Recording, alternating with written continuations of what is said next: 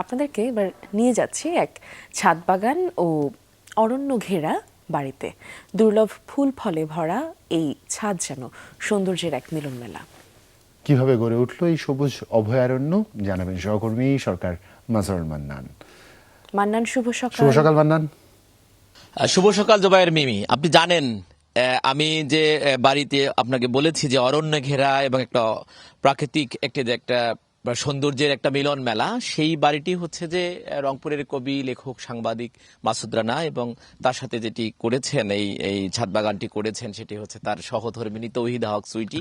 আমরা যদি আপনাদেরকে একটুখানি দেখাতে পারি, যখন আমরা লন দিয়ে উঠছিলাম তখন আমি যদি লনের বর্ণনাটি আপনাকে একটু দেই যে লনের মধ্যে কি ধরনের গাছ আমরা সেখানে দেখতে পেয়েছি, তাহলে আপনি বুঝবেন যে আসলে কতটা বিরল প্রজাতির সংগ্রহ করেছেন তারা গাছগাছালি। আমরা লনে দেখলাম যে শাওয়ার, পারুল, রঙ্গন, টগর, শিউলি, শ্বেতকাঞ্চন, হাইজেরিয়া, হাইডেজিয়া, হায়াহেনা, চাইনিজ মিনি, বাঁশঝাড়, গন্ধরাজ, দেশি বেলি, রেইনি লিলি, চাইনিজ করি, ল্যাটেনা, ওয়াল কার্পেট, সাতিম, রুয়েলিয়া, রুশেলিয়া, এবং আমি এখন যেটি দেখাচ্ছি সেটি হচ্ছে যে বরুণ গাছ, এবং এটি রংপুরের হচ্ছে যে দুটি জায়গায় আছে, এর মধ্যে এই বাড়ি এবং মাহিগঞ্জের একটি জায়গায় আছে। তারপর মাধবীলতা, এবং এই মাধবীলতাকে ছুঁয়ে যখন ছাদের যে জায়গাটায় আমরা যদি আপনাদেরকে একটুখানি দেখাতে পারি, আপনি দেখবেন যে বিরল প্রজাতির বহু গাছ এখানে আছে। এবং আমি যখন তার সাথে কথা বলছিলাম তিনি যেটি বারবার বলছিলেন, একটু উদাহরণও দিচ্ছিলেন যে ধরেন এখন যে যেখানে ফলগুলো যেগুলো হয় সেই ফলগুলো কিন্তু তিনি নষ্ট করেন না এবং সেটি কোনো তিনি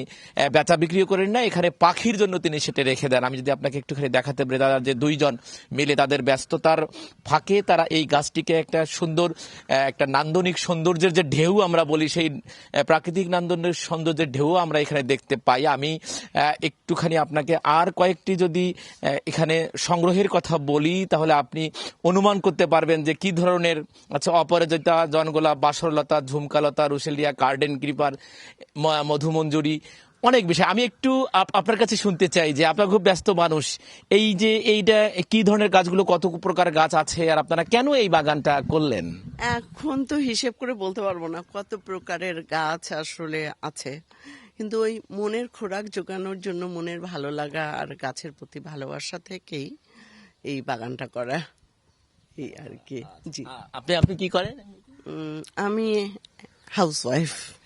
আমি আপনাকে এই যে আরেকটি বিষয় তথ্য দিতে চাই যে আপনি জানেন যে আমাদের একজন সাংবাদিক, তিনি আগে সাংবাদিকতার সাথে যুক্ত ছিলেন, এখন তিনি লেখালেখি করেন এবং তিনি সফল একজন ব্যবসায়ীও, মাসুদ রানা ভাই। আমি একটু আপনার কাছে, রানা মাসুদ নামে যিনি পরিচিত, আমি একটু আপনার কাছে একটু জানতে চাই যে এই যে বিরল এই যে প্রজাতির আপনারা বিভিন্ন জায়গা থেকে সংগ্রহ করেছেন, বলেছেন যে ময়মনসিংহ সহ, ভালুকা সহ নানান জায়গা থেকে আপনারা এনেছেন, ভারত থেকে এনেছেন, কত প্রকার আছে এবং আপনি কেন এটি করলেন এবং এটাতে আপনি কি বার্তা দেন যে এই জন্য আপনি করেন? আমরা দেখি যে এটার প্রতি খুব আপনি যত্নশীল, আপনি সেটা সামাজিক যোগাযোগ মাধ্যমে এটা নিয়ে খুবই সরব থাকেন। শুভ সকাল সকলকে। সবুজ ভালো লাগে, সবুজে প্রাণ খুঁজে পাই। তো এই চিন্তা থেকে এবং যে সরবতার কথা বললেন, আমি চাই প্রত্যেকেই একটা হলো তার বাসার যদি একটু জায়গা থাকে, একটা হলে গাছ কারুক। এই একটা গাছেই কিন্তু আমাদের অনেক সবুজ দিবে, অনেক অক্সিজেন দিবে। এই জন্য আমি গাছ নিয়ে সকালের চেষ্টা করি। আর আমাদের যে স্বল্প পরিসর আছে, স্বল্প পরিসরের মধ্যে তো আমি চিন্তা করলাম যে কিছু গাছের সাথে মানুষকে পরিচয় করবো, আমার প্রজন্ম, আমার সন্তানদেরকে, দুই সন্তানকে পরিচয় করাবো, মানুষকে পরিচয় করাবো।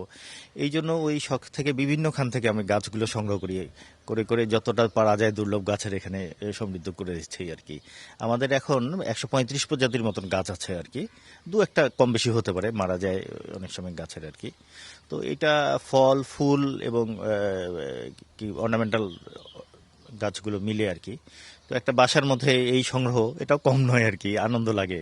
আর যখন দুর্লভ ফুলগুলো ফোটে মন তো প্রফুল্ল হয়ে ওঠে, ভালো লাগে, এবং সেই ভালো লাগাটা ছড়িয়ে দিতে চাই সকলের মাঝে। সেই জন্য আমি এই জন্য সামাজিকভাবে উদ্বুদ্ধ করি আর কি।